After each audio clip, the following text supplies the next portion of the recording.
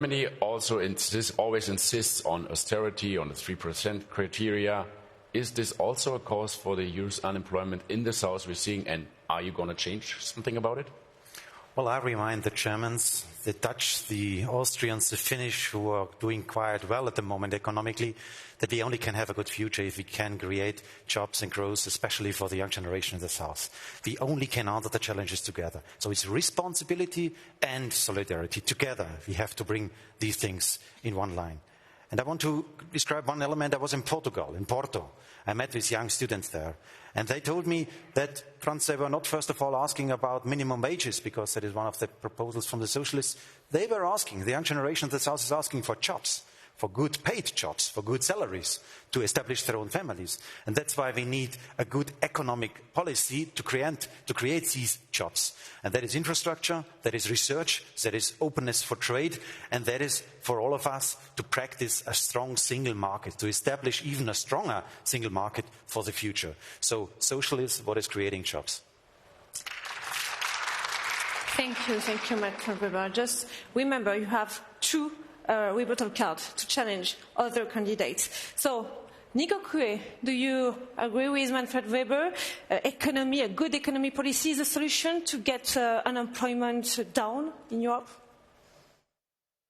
Mais je ne pense pas, puisqu'ils sont au pouvoir actuellement, ça fait longtemps qu'ils sont au pouvoir, et malheureusement les politiques sont totalement inefficaces. On tient des discours pendant les moments électoraux, et puis on continue à augmenter l'austérité, à réformer le droit du travail, à créer de la précarisation, à des salaires qui sont bien inférieurs parfois au salaire minimum, et en plus on augmente l'âge de la pension de leurs parents, ce qui fait que les parents doivent travailler à 65 ans et les jeunes sont au chômage à la maison.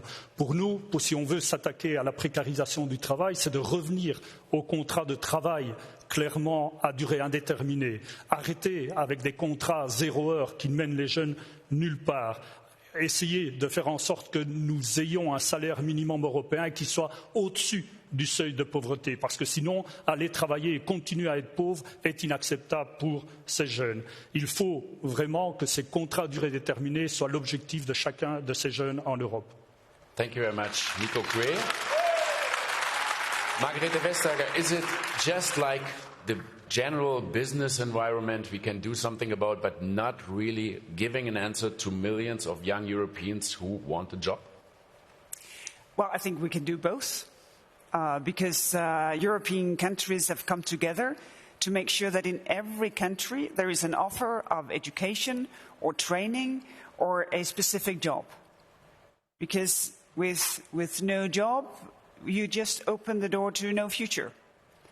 And of course, it's a very good point that we need a strong economy. We need to invest. We need to make sure that businesses can do business and grow.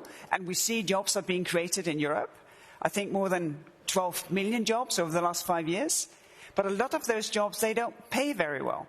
And we should agree that we should promote an economy where you can make a decent living when you have a full-time job. And that may be another discussion than having a sort of fixed minimum wage, because we have different systems. And that, I think, is important to respect that, because we need to call on the social partners to help us out, because the European Union as such can do something, but together with member states, then we can solve it. Thank you, Margaret Vestager. So, Franz Timmermans, you can answer as the Vice President of the European Commission, now as a future President of the European Commission. Well, first of all, when I'm in Portugal, young people in Portugal ask me, when Antonio Costa came with plans to create more social justice, to create more jobs, to create more economic growth, and the European Commission said, go ahead, Manfred Weber said, no, punish Portugal, punish Portugal. So that's the question I get.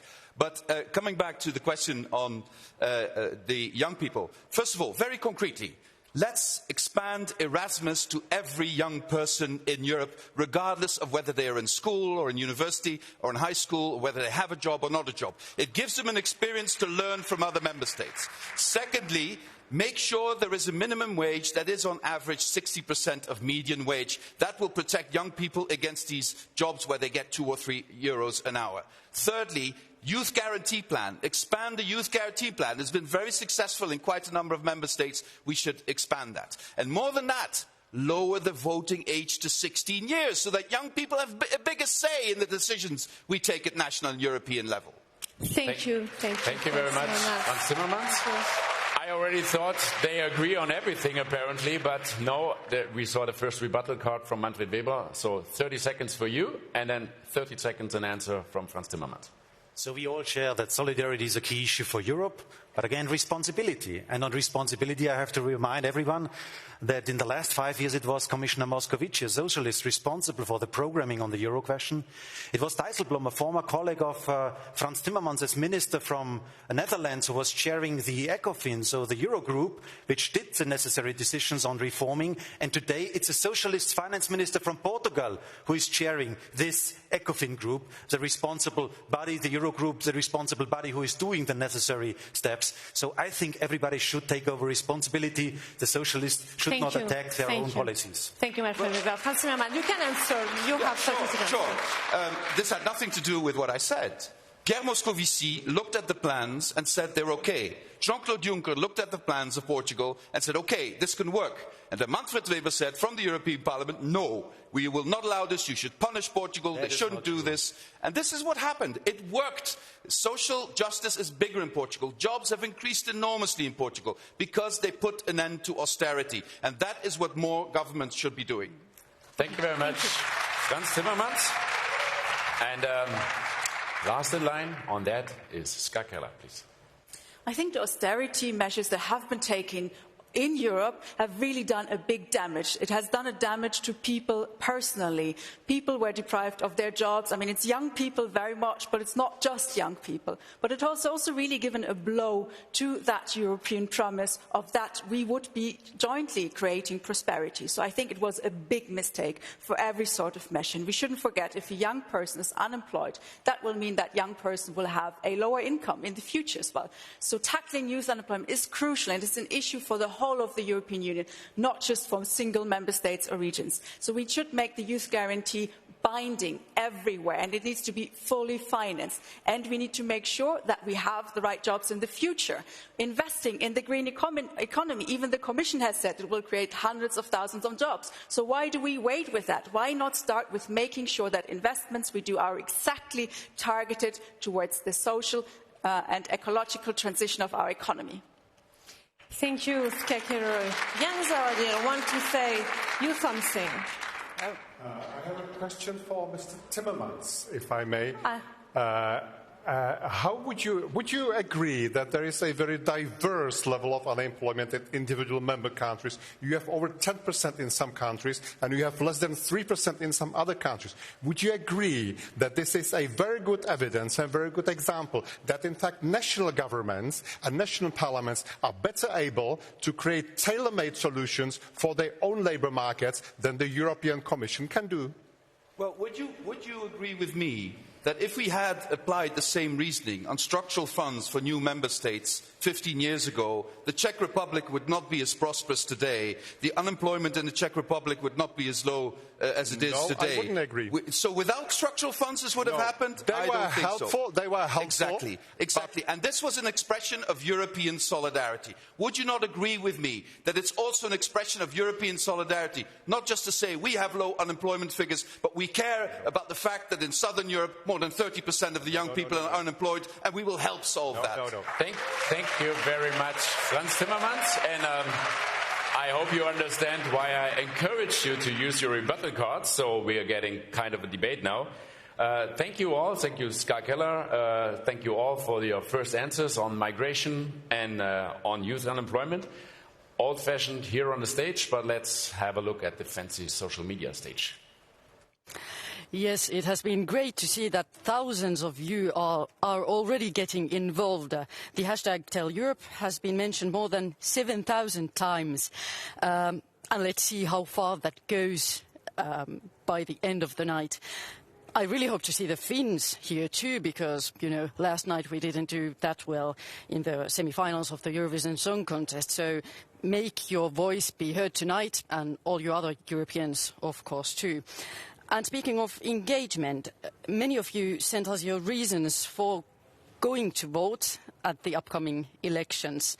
In a European Parliament poll, you told us that you are voting to fight climate change Europe for the better, to stop so-called toxic nationalism, and to keep democracy going.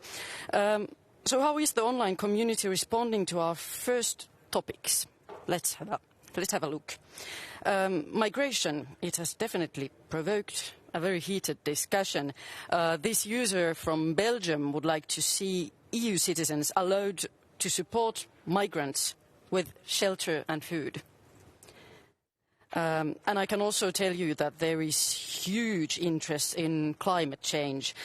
Many of you have sent in all kinds of questions on this subject.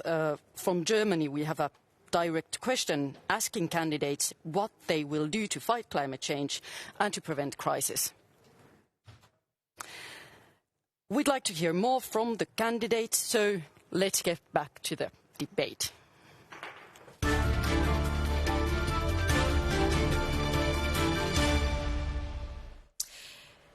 Thank you, Anasina, for the perfect transition, because we can move on the next topic, environment and climate change. You all see there are thousands of Europeans, young Europeans, out on the streets with Greta Thunberg, with the Fridays for Future movement.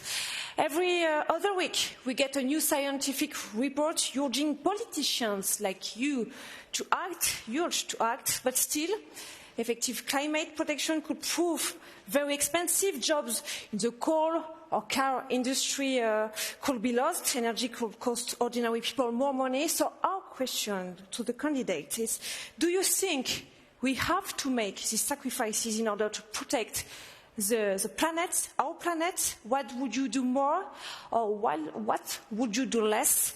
Please name concrete proposal. Margaret Vestager. Well, of course, it's a risk, but I think we can make the most of it by looking at it as an opportunity, because millions of jobs can be created. For instance, building high-speed rails in Europe to connect our cities, to make sure that people can get around, out of the planes, down to the trains. That is very specific, that can work. And second, a lot of things is now prepared. We have set targets, we have the legislation to reform our markets, now we can go do. A lot of the technology we need, we have it already. So we can invest European funds and national funds. And, of course, we can research even more than we do today. But we don't need to wait for technology. We have so many things to do already. And the greatest thing is that while we do something systemically, each and every one of us can take part by our personal choices. But we can never just decentralize it to each and every citizen, because this is something that we'll have to do together. Thank you very much, Margrethe Vestager. Ska Keller, I assume you take the climate goals very serious, but are the Greens also ready to accept job losses to achieve them? We take this issue very serious, and I think we all should, because this is a serious urgency. We only have one single planet, and we need to protect it. We cannot do a compromise and say to the climate, just wait a bit, we're still not sure what to do. No, we can't do that. But the good thing is that we know what to do. The policy instruments, the measures that we need to take, we know them. We have them on the table. We just need to do them. And that has been a problem that, unfortunately, other groups present here have constantly voted against progress in fighting that climate crisis. And it really is a crisis, especially if we combine it with the loss of biodiversity. So this is really a hot and very important issue that we have to address. What would you do? What I would do is, for example, stopping the climate harmful subsidies that we're spending every year at the European Union level. There's billions of euros that we should stop putting into the wrong use and put it into good use. For example, in climate-friendly technology, which, for example, also creates a lot of jobs. All the new jobs that would be created in a climate-friendly technology and economy, that would be here to stay. Right now, we're letting them go to China. Thank you. Thank you. Frans Timmermans, as the Vice President of the European Commission, do you heard the young European into the street? Do you heard the report of the scientific? Yep, it's what I hear everywhere I go, every day, 10 times a day, every day. First of all, let me say, Ska Keller has said some clear words about this. Mr. Coué is one of the leading politicians in the European Parliament on climate change and on the environment.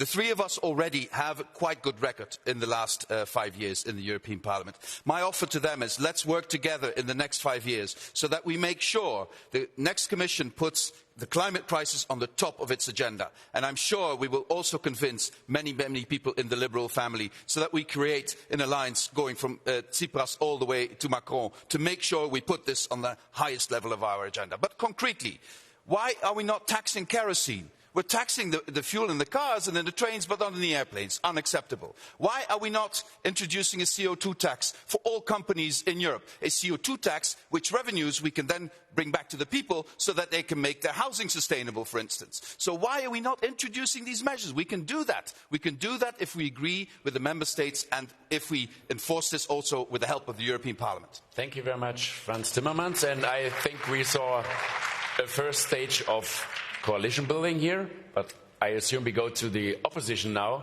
Jan Zahradil, what would you do more on climate protection or perhaps less? Look, I came from that part of Europe, Central Eastern Europe, which 30 years ago was one of the most polluted parts, not only of Europe, but of the world.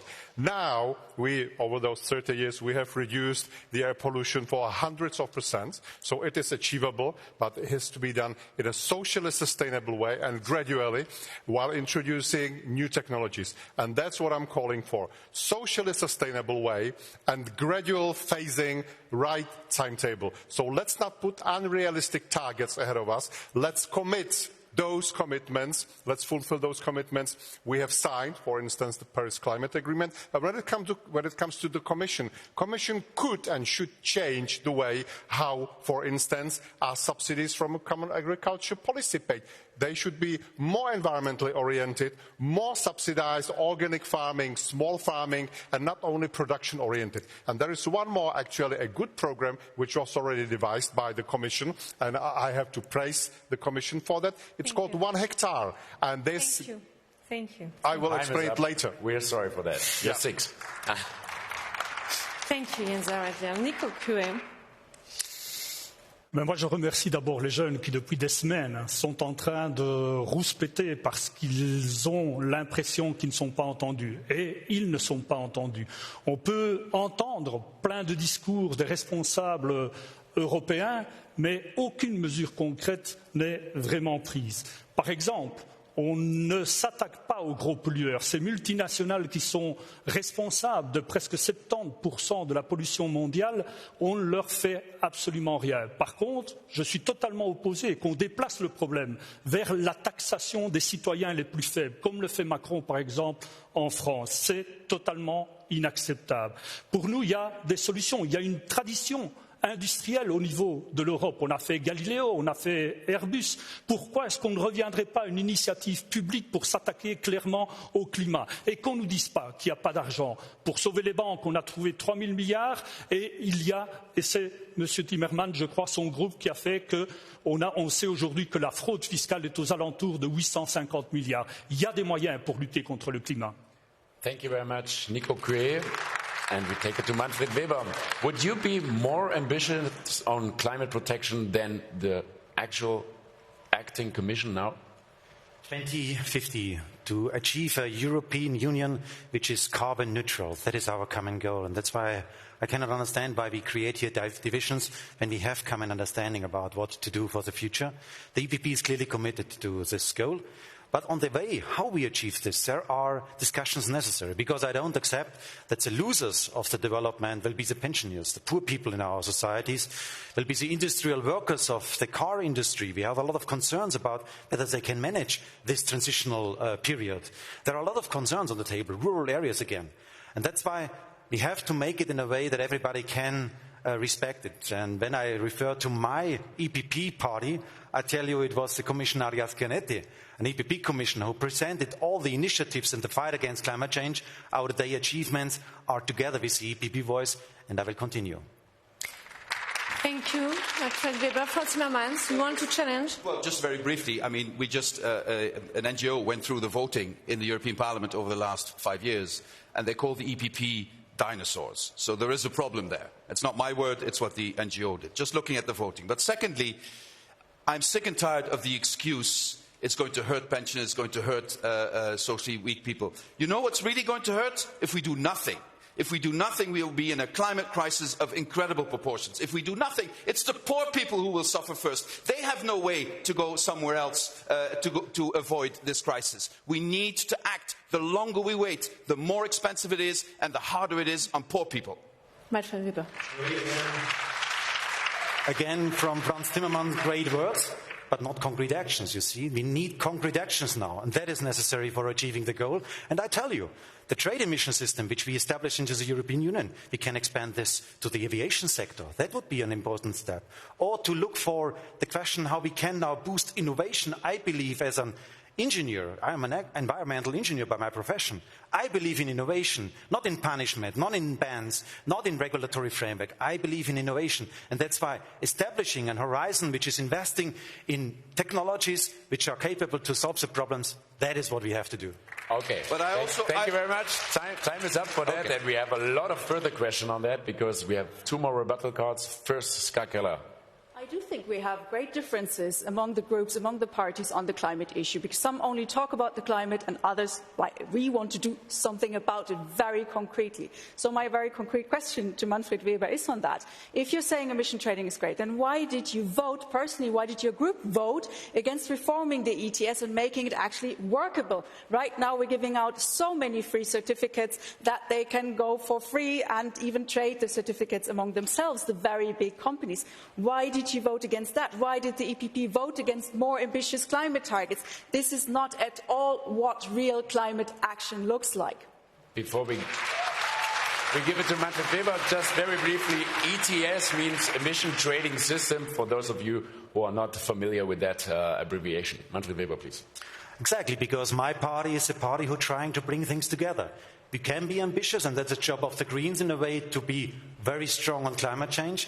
But again, I had a meeting with the trade unions, not with EPP voters mainly, with trade unions, socialists, who told me if you implement the goals of the Greens, then we have no future for our jobs. And that's why let's be sustainable. Sustainability from the United Nations means ecological ambition, also economic stability, and also the question of sustainability in the technological fields. Bring things together and not split them up. Weber, you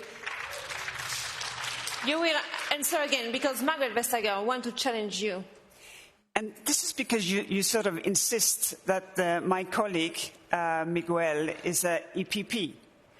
But he didn't make amazing work because he's EPP. He did that because he's part of the Commission. My colleague, Violetta, she didn't pave the way to decarbonize transportation because she's liberal. We work together as a college. And this is not a party congregation, because climate change is so much bigger than any of us that party affiliation plays a role. And second, we have so many tools already. Why not just put that into use instead of just waiting? Thank you. But Margarete, that was exactly my starting point when I said, let's not create a division on this, because on the goal, we are on the same side. And frankly speaking, you know that in the liberal group, there are a lot of friends who share the concerns about the speed of implementation. Again, 2050, we have to have a carbon neutral industry. And I'm strongly committed to do so, but not to punish the poor, to do it with innovation, with offers, to get the next steps and to be strong on this.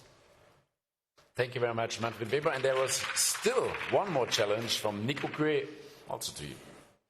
Je trouve assez insupportable ce genre de discours. On a fermé les hauts fourneaux de Liège et de Florange dans la sidérurgie il y a pratiquement 7-8 ans. Les organisations syndicales avaient toute une série de propositions pour faire des aciers spéciaux qui ne devaient plus être lavés, qui auraient pu aider à la production et au recyclage de ces matières. Imaginez le nombre de mètres cubes d'eau et de détergents qu'on n'aurait pas rejetés dans les égouts et qu'on aurait pu produire ici en Europe. Mais vous avez préféré, avec M. Tajani, donner raison à M. Mittal pour que l'on ferme les hauts fourneaux et que l'acier vienne d'autres pays extérieurs à l'Europe en polluant 2 fois plus que notre sidérurgie. Thank you, Nico Coué. Manfred Weber, your response, please. I want to comment in a way that we have to understand that the Europeans are ambitious, but for the next Commission President, the main goal could be also to convince the rest of the world to follow. Because we cannot alone rescue the climate. We have to do it together with the other friends and with the other partners on global level. And that's why the European Commission, the European Union, must be ambitious on the global stage to work for a global development, for engagement on global level to fight together against climate change. That is what I want to do. Commençons en Europe au moins. Thank you very much. Thank you all for your answers. And we go further to the next topic. The next topic is one that might come across slightly technically, but I think it's one that annoys many people across the continent because it's a symbol of unfairness and injustice. Multinational corporations like Apple, Google or Nike are paying only marginal taxes of often less than 5%, whereas we as ordinary citizens have to pay between 20 and 40%. Our question to the candidates is, which countries in the European Union are, in your opinion, tax havens, and how do you change their behavior to make sure that Amazon pays as much taxes as the bookseller next door? We start with Margrethe Vestager. Well, I have dealt with this firsthand. So you're very generous when you say that some only pay 5%, because someone pays 0.05% in some years, as we saw it in the Apple case. So there is indeed work to do. And what we have seen is now member states, they change taxation in Ireland, in the Netherlands, in Luxembourg, in Belgium, in Malta, in Cyprus, because change is coming. And we have changed the legislation all over. But we need two things. We need digital taxation, because a lot of these companies, they are escaping, and most other companies, they actually do pay their taxes. This is unfair. And second, we need to put a floor under corporate taxation as such, because otherwise it will just be a race to the bottom. And we need companies to contribute to societies where they do a very good business. And the case is, so many businesses do that already, and we need tax fairness. Very briefly, the countries you named, are they tax havens? But for me, a tax haven is a place where everyone pays their taxes.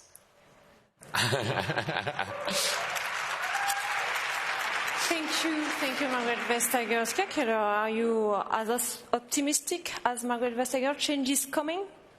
I really hope so, because this is a real serious scandal that we're having right now. I mean, you mentioned how little taxes are being paid by the big companies, so the strongest members, so to say, of society are running away from their responsibility. And that is costing us so much taxpayers' money that we don't have to build schools, to repair hospitals, to have a good educational healthcare system. So absolutely, it is key that we have tax justice. This is part of social justice. So we need to indeed have a tax for the digital big companies that can easily evade taxation, and we need to have a minimum tax rate for companies. But what we also need is transparency, and this needs to go for every company. And there we have already tried to establish rules for the transparency, so that it's clear how many employees does a company have in one country or not, because this gets attention. Unfortunately, the Liberals, as well as the Conservatives and the further Conservatives, have voted for exemptions to this transparency. But I think there should be no exemption to transparency. Transparency goes for everyone. Thank you very much, Ska Keller. And next in line, Frans Timmermans, your home country was already mentioned. Is it a tax haven? Well, they've seen the writing on the wall that this doesn't work anymore, and they're changing it. It was about time, actually. And I agree fully with Margrethe when she says we need a corporate tax minimum level in the whole of Europe. I would say let's put 18% as a minimum level, and then you have a fair playing field, and then countries can decide to do more, but they can no longer decide to do less. The thing is, the economy has changed so fundamentally. We are in the fourth industrial revolution. We have companies who have found ways not to pay taxes at all. Margrethe is right. These big companies don't pay taxes. So we should keep asking Alexa, Amazon, when are you going to pay taxes? Thank you very much. And since we still have 20 seconds, I would like to ask you, if you propose 18% corporate tax, how do you get Ireland agreeing on that? I think, they are seeing that this is hurting their economy in the long run anyway. These big warehouses with nobody's working is not in the interest of any economy. And so I think we can convince everyone to follow that road. It's also an element of European solidarity. I'm even sure we can convince my own country in this. Thank you, Frans Timmermans. Jens Aradil, what do you think about transparency to... Well, first of all, I have to say that there will be probably a very fundamental difference amongst us, because I believe that states have the right to tax businesses, and European Union is not a state.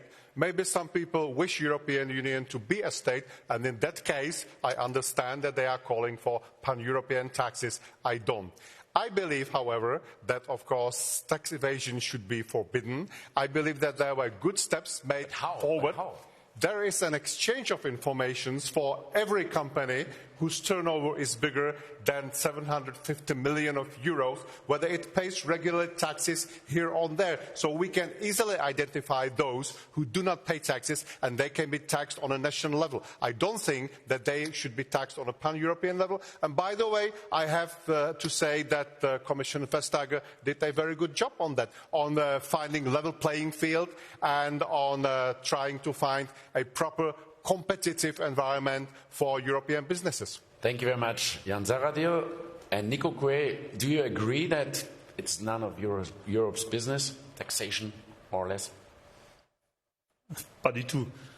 Je pense qu'il faut bien mesurer que nous avons en Europe des zones où on a enlevé la totalité des services publics. On a enlevé l'école, on a enlevé la maternité, on a enlevé les transports en commun, on a enlevé tout ce qui est la richesse, tout ce qui fait en sorte que les impôts puissent servir à l'ensemble de la population.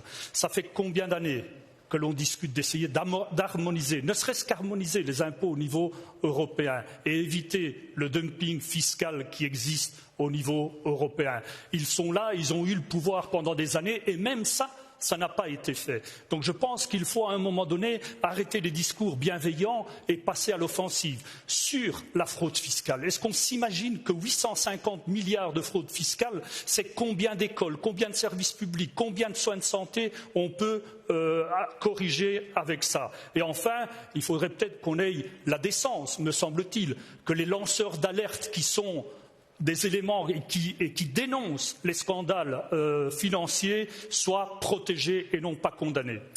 Thank you. Thank you, Nico Coué. Manfred Weber. I was a proud European when the European Commission decided to act against Ireland. Margrethe, you and Jean-Claude Juncker, to make clear that Apple has to pay their fair contribution to our European societies. And that is what we have to continue, to use our economic strengths, our regulatory framework, to make clear that everybody has to pay. And we have to answer one question, because we share to fight against tax havens, we share that we need a digital taxation. I want to use the money of such a digital taxation for the transforming process, for those who are the losers of the digitalization. So we share the common idea, but the big question is how to do it, and that's why we have to change in some special fields in taxation from the unanimous vote to the majority-making decision process. That it's a test, let me say, whether we really believe in this approach of a common European engagement. Generally speaking, I believe in tax competition, but in special fields like the digital taxation, we need a common European role. Thank you, Manfred Weber. I just mentioned at this stage of this debate, you all use your first rebuttal card, so you have still one and the last rebuttal card to challenge other candidates. Thank you for your answer. Environment, taxation, there are certainly hot topics. We experience that. Lestina, how is it online? Yes, we're back at the social media hub, and you've been very, very busy online using the hashtag Tell Europe and making your voice heard. So I want to thank you for that. To give you a better sense of what people are saying online, I would like to show you a word cloud. So climate and green, they are definitely the most popular keywords being typed in, and as you can see, many of you are also interested in getting to know the candidates themselves, and also knowing more about the Commission and the elections, which are taking place from the 23rd to the 26th of May. And another very popular topic we have come across is gender equality. This person would like to know how candidates are going to tackle the gender pay gap.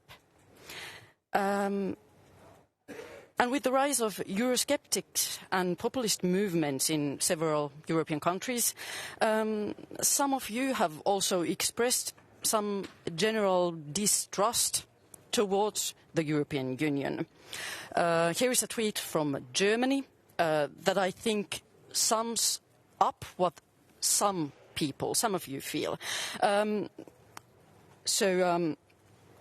They think that EU is, people feel that it's not well enough explained what the EU does and what it is. So keep sending in your comments and questions with the hashtag #TellEurope, and let's continue the debate online and on the main stage.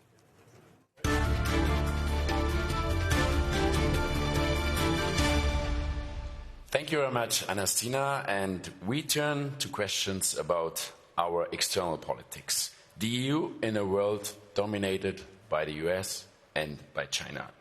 More and more often, the EU finds itself in an arm-twisting situation with those powers, be it on the Iran nuclear deal, be it on Nord Stream 2, be it on free trade. Time and again, US President Donald Trump threatens to impose new tariffs on European goods. So this is a very broad topic, but we like to get a feeling of your stance in these questions. And our question to you as candidates for the European Commission: in order to strike a deal with Donald Trump, which will probably be one of your tasks as a Commission President, and to avoid damage for the European economy, are you willing to open European markets to American agricultural products, including genetically modified ones, as Trump apparently demands? First answer from Ska Keller, please. No. But I also think we need to think a bit further and really consider which role should the European Union play in the world. And I think we would have an important role to play. And we need to consider which this should be, and we need to be united in that. My idea is that Europe should be a force of peace and of human rights in the world. This is something where we can really send out a strong signal. And we're already doing something, right? We're the biggest donor for human rights activists in the world. But we're not being coherent. At the same time that we're the biggest human rights activist donor, we're also, as European Union member states, sending weapons to dictators, sometimes the same that oppress them. So we need to be coherent. We need to stop those weapons exports into conflict areas, which also send people on the move that then have to flee. We should stop being a haven for dictators that put their money into European banks, for example. We need to be coherent, and we need to care about human rights wherever and whenever. Thank you, Ska Keller. Franz Timmermans, how to be poorer in front of United States, China? Well, if we're united, we're stronger than them. We are. But if we have leaders in Europe who are best buddies with Vladimir Putin and go and ask him for money, who then go on an audience to Donald Trump, who wants to weaken and break up the European Union, and, how can we create unity? We have to understand what is at stake for us as Europeans. The first time in living history that there's an American president who thinks it's in his interest to have a weak and divided Europe. That's dangerous for us. Weak and divided, we will not be able to stand up for our values in the world. So we need European unity, and we need to convince those political forces who think that Putin is their best friend, all the way from Farage to Salvini to Strache. All these people should understand they are not acting in the best interest of European citizens. We need to be united. We need to stand firm against Trump, firm against Putin. If we do not do that, they will dictate the tone and the content of the music. We cannot allow that for the sake of our citizens. Thank you very much, Franz Timmermans. Manfred Weber, can we just say no on everything to Trump? He will pressure us, I think. No, not at all, because the Americans are still our friends. The American people are our friends. We have so much common values in mind when we speak about the freedom of press, about the independent judiciary, about the gender balance and the democracy. So there is so much which we have in common. That's why I don't fight against the American people. But what is happening in the White House is not our approach of doing politics. That's why we have to be strict and clear. I would offer to the American president, let's do a deal on the industrial goods. So let's do so on trade, but only if we practice partnership. If he wants to force us, Europe has to stand up and has to act accordingly. That's why strength and unity of Europe is necessary. And again, we need the mechanism discussed. So today we have in our external affairs the idea of unanimous vote. That's why Europe cannot act. Europe is not quick enough, like we saw it in the Venezuelan case. And that's why we have to change towards a majority-making decision process. Only with such a new mechanism, we can bring the whole strength of Europe, our value base, alive for a strong Europe on global stage. Thank you, Mike Weber. Nico Cue, what do you think about the relations with the United States, China? Je pense que les traités de libre-échange affaiblissent l'Europe parce qu'on n'arrive pas à imposer à nos partenaires des normes sociales et environnementales. C'est quand même incroyable que la plus grande économie du monde, quand on fait la totalité des pays européens, n'arrive pas à faire en sorte que les standards de vie en Europe soient respectés. Le traité de libre-échange, c'est aussi donner l'autorité à une justice qui est une justice privée et qui met en danger les États par rapport à cette justice privée. Je prends l'exemple de l'Égypte contre Veolia. L'augmentation du salaire minimum a été remise en cause par Veolia à travers ces arbitrages privés et qui sont souvent secrets. La démocratie en Europe, c'est de discuter avec l'ensemble des Européens sur ce genre de traité parce qu'il touche les agriculteurs, les industriels, l'ensemble de la population européenne. C'est comme ça qu'on avancera. Thank you, Nico Cue. Mr. Zaradil, would you talk about agricultural goods? Well, first of all, I have to say that trade for us, for Europe, is the major engine of economic growth. And I think that we should negotiate with the United States because transatlantic market is a huge opportunity, regardless who is at the moment US president. But it is not the only market. There are also other markets. And I was very happy, as a vice chair of the International Trade Committee, that we conducted, for instance, the free trade agreement with Japan, which created the largest free trade area in the world, covering about 30% of the global GDP. And I think it's a good news. I think we should continue that. And I think we should focus, in times where protectionism is rising, we should focus on the goal to be a pioneer of a free trade. And we should try to conduct more free trade agreements, particularly with Asian countries, because this is where the economic future of the world lies. Thank you very much, Jan Zaradil. Margaret Vestager, as a European Commissioner for competition, you were confronted with other countries, with other power. What do you want to answer? Well, there's room for a much more confident Europe. As Nico just said, this is the biggest economic bloc in the world. We're the biggest trading partner. We're the preferred partner for 80 countries. So a much more confident Europe, maybe also slightly more hard-nosed. Because if we give access to our markets, we should have access to other markets as well. And when we ask fair competition within Europe, we should also stand up for our businesses if they are met with unfair competition outside of Europe. And that we need to push much further than what we have done so far. And what we have retired is basically, do you want me to stop talking? I read your body language like that? Okay. Completely correctly. Go on, please. Well, thank you very much. No, the point is to say that we have retired sort of the old concept of free trade and instead said we need to trade in a value-based way. Because we have interest when it comes to how agriculture is done, how animals are treated, how human rights play a role. And this is why the trade agreements with Japan, with Canada, are such good news. Because this is the way you can make trade a positive input, and that creates millions of jobs. Thanks, Margarete Vestager. There was another rebuttal from Nico Cue. But we don't know who you want to challenge, so... À M. Timmermans, parce que M. Timmermans est vice-président de la Commission européenne et je sais que dans sa famille politique, en tout cas en Wallonie, il y a eu beaucoup d'opposition à ce traité de CETA, avec Paul Magnette comme président de Wallonie.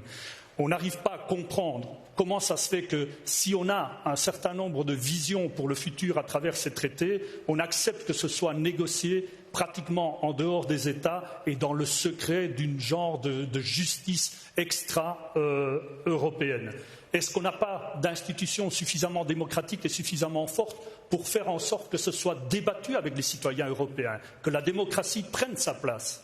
Mais je vous dis directement que ce qu'a fait Paul Magnette, ce que vous avez fait ensemble, a vraiment eu une grande influence sur la nature des traités. Ça a vraiment changé la chose. Vous avez mentionné l'arbitrage. Maintenant, c'est beaucoup plus public qu'avant. Ça a été confirmé même par la Cour de justice au Luxembourg. Donc votre action et celle de Paul Magnette nous a vraiment aidé de pousser ça dans la direction d'un débat beaucoup plus public. On n'est pas à la fin, on a encore beaucoup de choses à faire, mais déjà les traités de commerce ne sont plus des choses décidées dans des chambres par des experts. C'est une chose qui fait partie du débat public. Thank you very much, Franz Timmermans. Manfred Weber, you want to use your last rebuttal card too, but do you want to challenge? Representative of the left, Mr. Keir, I want to reflect on the trade issue because today 36 million jobs in today's European Union depend on trade. We are a trading continent. The whole economic strength is based on trade. And that's why I cannot understand why the left parties, the Greens, the left party in the group, and also the socialists are not stable on the question, say yes to use trade as a tool for making the world a better place. I would include in all the trade agreements for the future a paragraph to abolish child labor, for example, on global level. Let's use the trade issue for making the world a better place. And left, you cannot count on this, on the left, on this question of trade issues. Nico Cree, you can answer, please. De nouveau, c'est des discours, mais dans votre pratique, vous êtes en train de diminuer les normes sociales, les normes environnementales pour faire face à ce commerce international. Vous ne mettez pas en place les mécanismes nécessaires, les agences, à la limite, qui permettent de s'opposer à la diminution de la qualité de vie des Européens, et vous tenez systématiquement des discours qui ne permettent pas aux Européens de maintenir leur standard de vie. Il y a aussi une consommation interne au niveau européen, Monsieur Weber, je vous le rappelle, qui est relativement importante et qui a aussi un certain nombre de millions de personnes qui travaillent pour cette économie interne. Avec vos commerces de traités internationaux, vos traités internationaux du commerce tuent cette vitalité à l'intérieur de l'Europe. Thank you very much, Nico Cree. Yes, because I have been rebutted as well, so I guess I'm getting 30 seconds on that as well.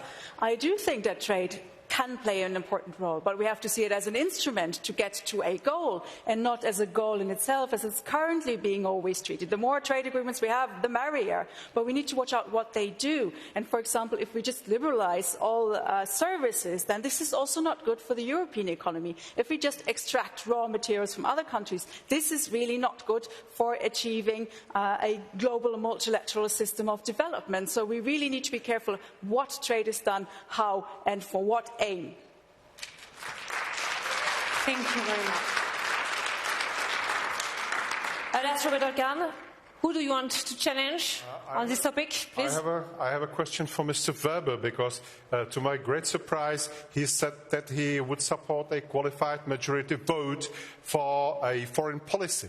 And I still believe that foreign policy is something which is driven by national interest and by a very concept of state sovereignty. And we see, for instance, that in Libya, Italy is supporting General Haftar, while France is supporting, or it's vice versa.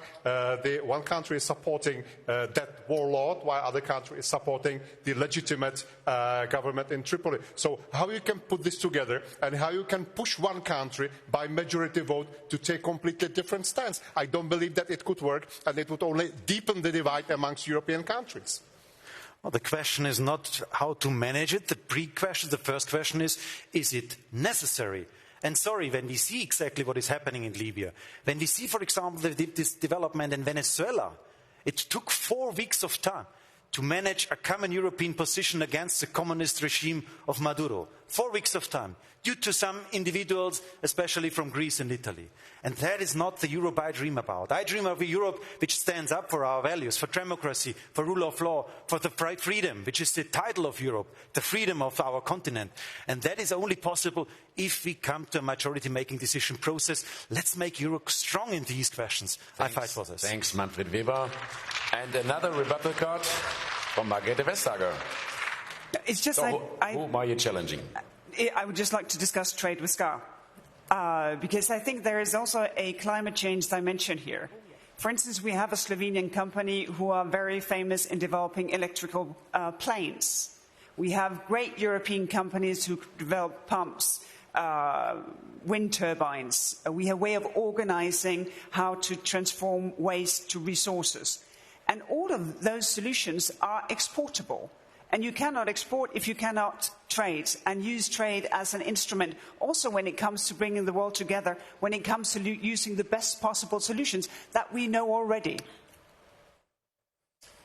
I agree. And yes, we don't want to stop trade, but indeed it needs to take care, for example, of the climate dimension. In the current trade agreements, that is not in anywhere. We don't take into account, for example, all the CO2 emissions that we're creating. The Paris Agreement is not mentioned in any of the trade agreements. Even human rights are totally just a nice addition, decoration, but they're not sanctionable. So we need to put the Paris Agreement, our climate targets that we have all agreed in, into the trade agreements, and that we have tried to do. We haven't so far gotten a majority in the European Parliament, but we're struggling for that, because indeed the Paris Agreement, the climate goals need to be everywhere, also in the trade agreements. Thank you.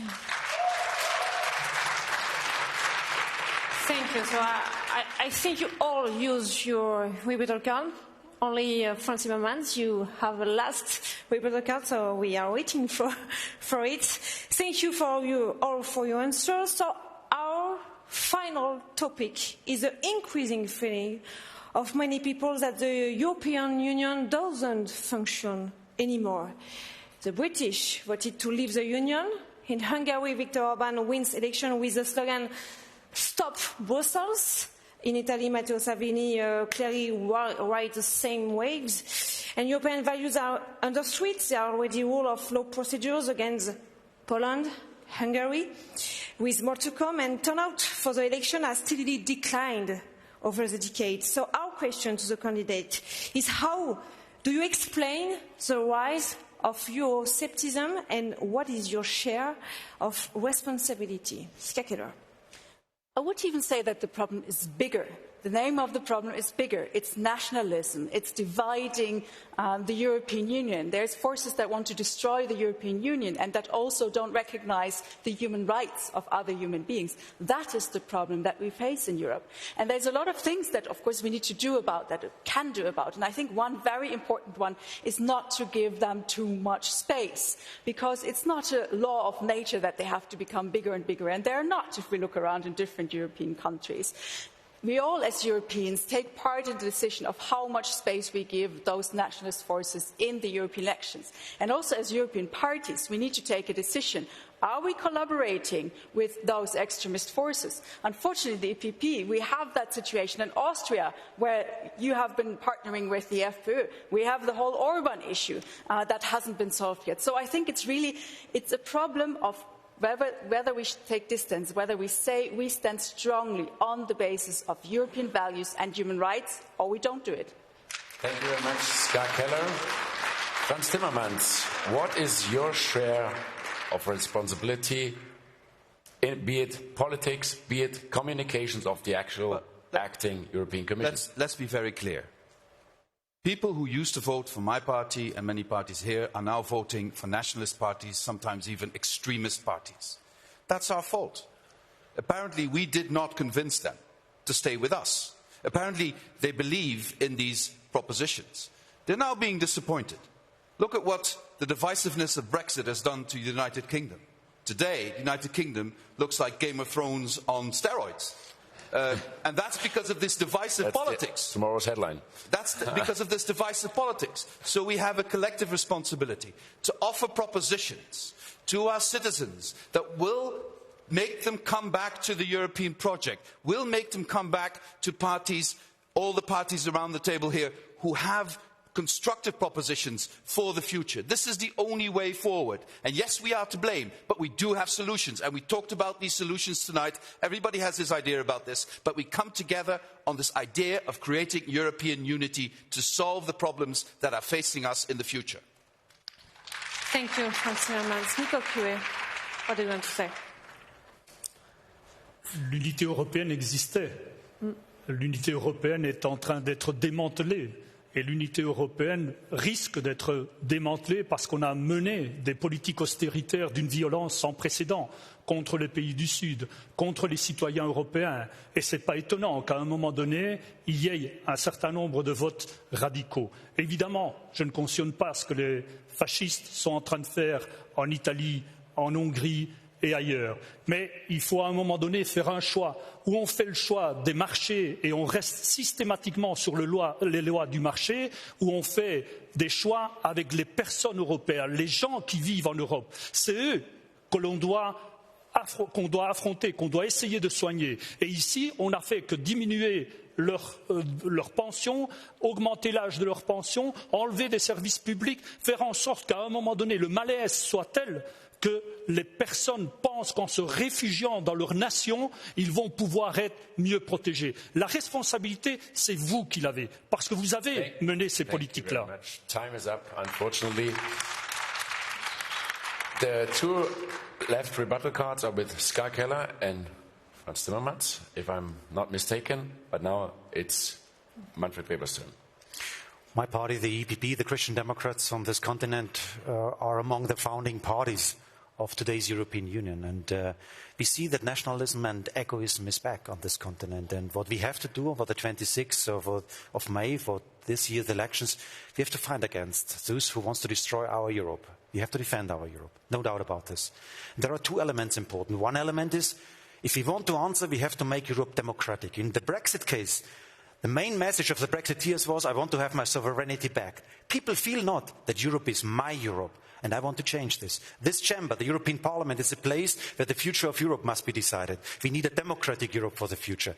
And the second point I want to mention, we need a mechanism to defend our values. They are challenged in the European Union. And that's why I'm binding independent rule of law mechanism for the future, where we can also use the funds, the money of Europe, to sanction those who are not ready to respect our fundamental principles. That is what I fight for. Thank you, Manfred Weber.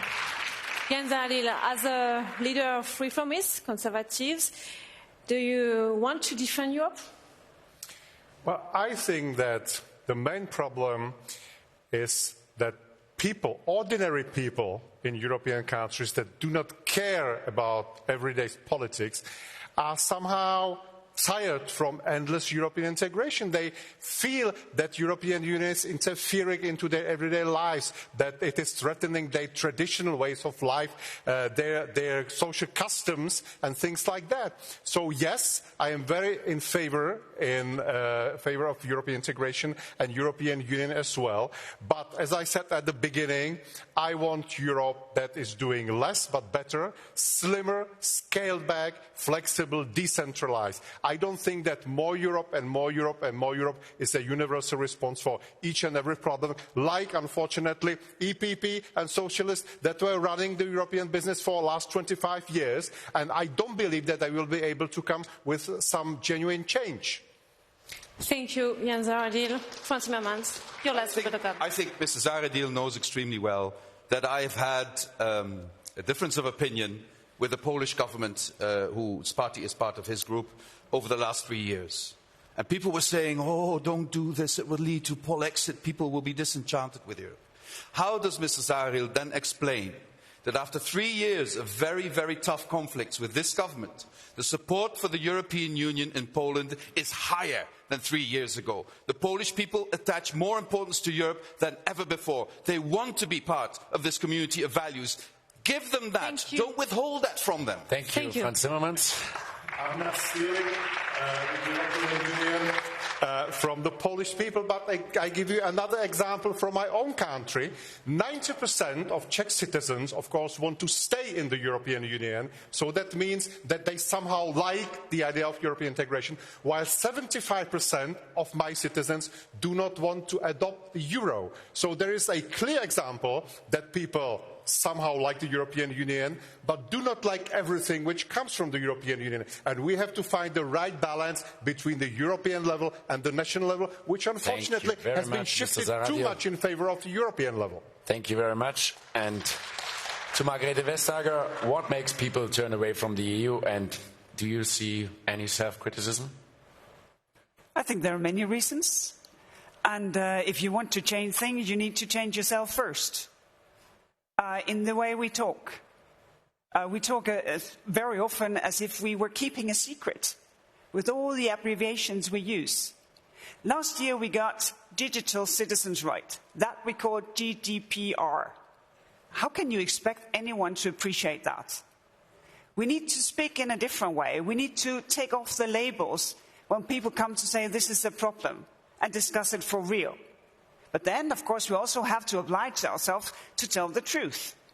And what is now done to fight all the fake news and all the junk news that we see out there, that is part of the solution, to give people real food for thought and invite them back to a real discussion about how we unite our national democracies and our European democracy to make it work in everyday life. Thank you very much, Margrethe Vestager. We are behind our schedule, so very quickly to Anastina, what's going on in the social media world? Well, we have had thousands of people engaging with us, 5,000 people watching on YouTube, 28,000 on Facebook, 7,000 on Twitter. And in fact, we have been trending so far on Twitter in Belgium, Denmark, Germany, Ireland, France and Finland. Hyvä Suomi, kiitos. And while many of you have submitted questions on specific topics, a number of you have also asked about broader issues. So, for example, from Italy we have a question from a true pan-European citizen who asks, why should I feel represented by one of your national parties? So, back to the main stage.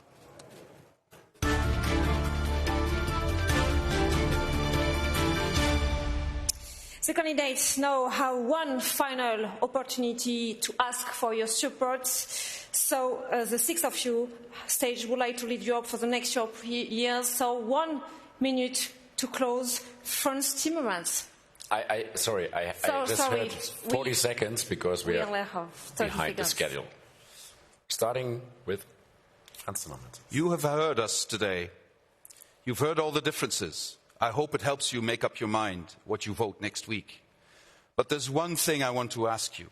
Whatever you choose, never become indifferent. Choose.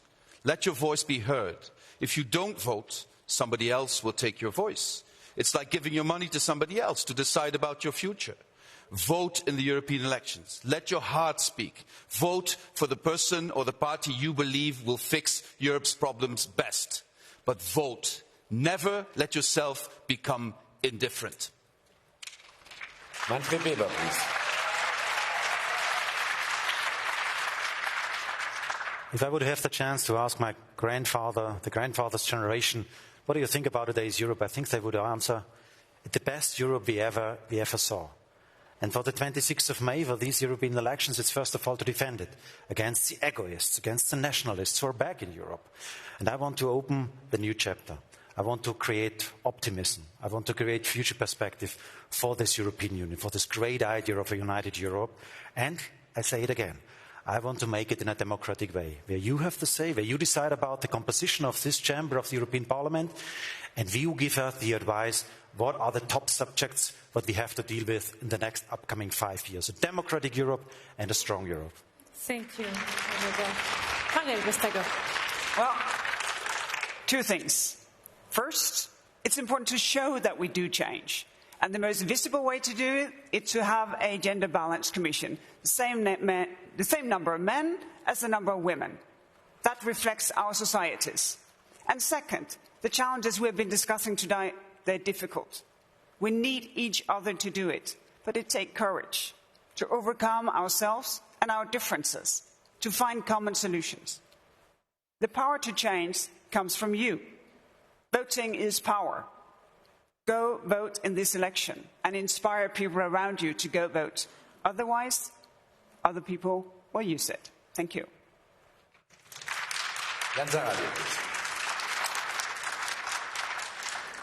I would say that probably no one here at this stage is happy with the state of play of the European Union, but each of us has a different recipe what to do with that. My country joined the European Union 15 years ago. I'm coming from a rather different part of Europe, maybe with a different life experience, and maybe with different paradigm of European integration. And I have a feeling that sometimes this is not widely understood in other parts of Europe, that we are more sensitive to questions like national sovereignty or national identity.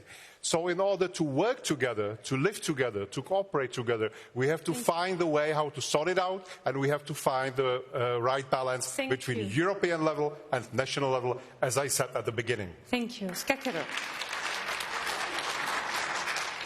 All over Europe, young people are taking to the streets because they fear for their future. And they turn that fear and the anger at the politicians not doing anything. They turn that fear and that anger into action. And we need to do the same. We need to act because there is hope for a better future. And yes, it can be done, but it does need change and it does need courage. And it does need a strong force in the European Parliament that will fight for climate protection, for social Europe and for democracy, not just in words, but also in action. And that is our offer as Greens to all Europeans.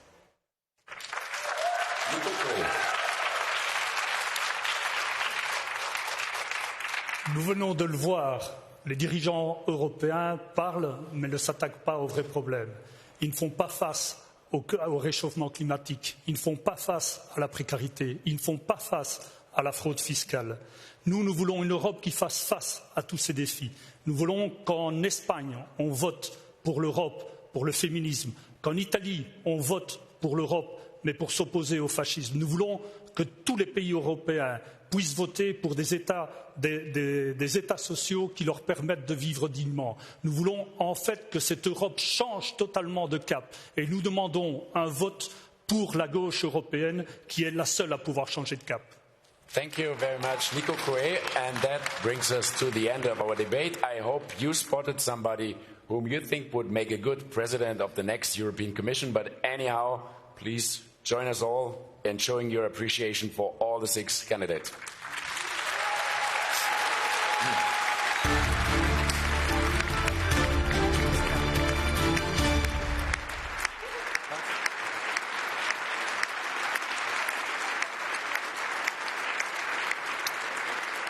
Thanks for this debate, but of course the conversation continues online. And Astina, what happened online? Well, it was very lively. You sent us so many posts that we couldn't get to all of them, but we did note that some of you asked for more coverage on the European elections. And we also noted a tweet from a journalist from France Info that sums up what tonight's debate has been all about, a discussion that is respectful and meaningful. Thank you very much, Anastina. And to all of you here in the Parliament and, of course, at home, don't forget to take your chance to vote from May 23rd to May 26th, wherever, depending on wherever you live. But for now, from all the Eurovision debate team, for you, a very good night. Guten Abend. Hyvää yötä. Bonne soirée.